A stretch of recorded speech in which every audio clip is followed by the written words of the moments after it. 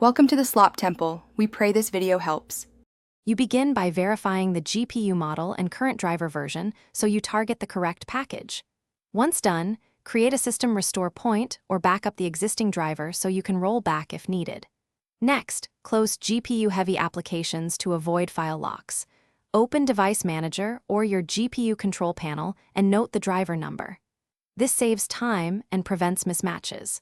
With that information in hand, you're ready to find an official update source and download the matching installer. You now go to the GPU vendor's official download page and select your operating system and exact GPU model to avoid wrong packages. Once you locate the driver, compare the release notes for fixes or new features. They explain why you should install. Download the appropriate installer and decide between Express and Clean Install. Clean removes old traces and solves persistent issues, while Express is faster. Make sure the downloaded file matches the version you noted earlier. Mismatches can cause you run the installer with administrator privileges and follow prompts.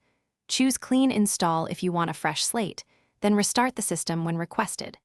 After reboot, verify the installed driver number in Device Manager or the vendor utility to confirm success.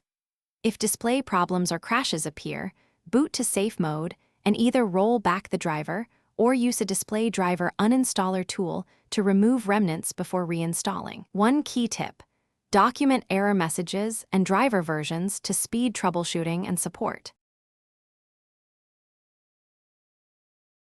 Thanks for watching. Consider subscribing if we helped you.